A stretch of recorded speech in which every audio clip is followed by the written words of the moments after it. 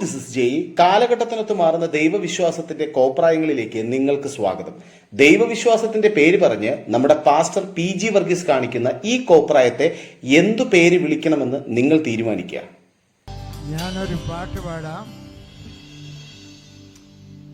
നിങ്ങൾക്കെല്ലാവർക്കും അറിയാവുന്ന ഒരു പഴയ പാട്ടാണ്.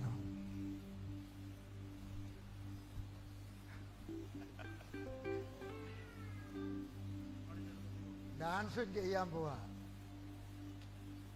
പരമേശ വരമരുളേശ നീയത്രേ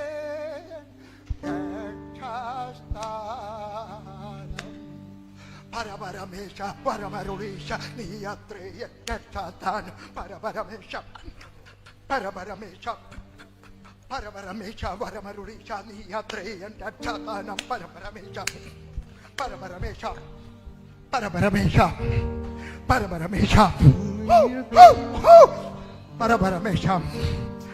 പരമേശ വരമരുളീശ നീയത്രേ രക്ഷാസ്ഥാനം.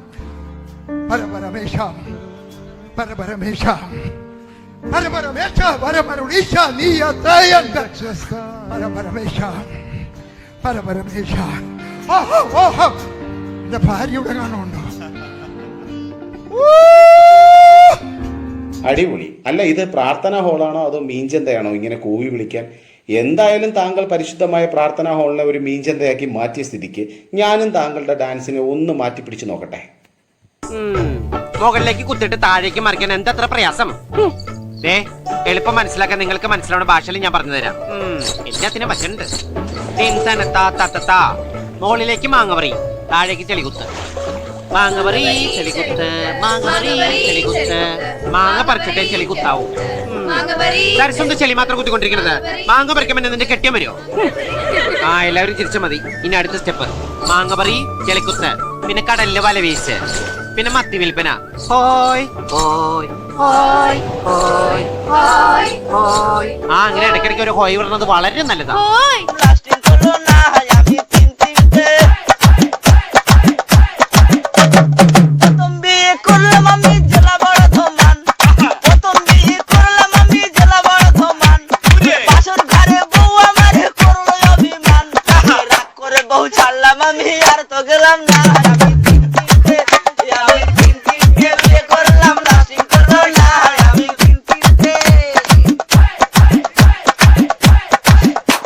നിങ്ങൾക്ക് തിളയ്ക്കുന്ന രക്തം കാണണമെങ്കിൽ ശ്രീമാൻ വേടന്റെ മീറ്റിങ്ങിന് പോകണം. അവിടുത്തെ പിള്ളേർ ചാടുന്നത് കാണണം. നമ്മൾ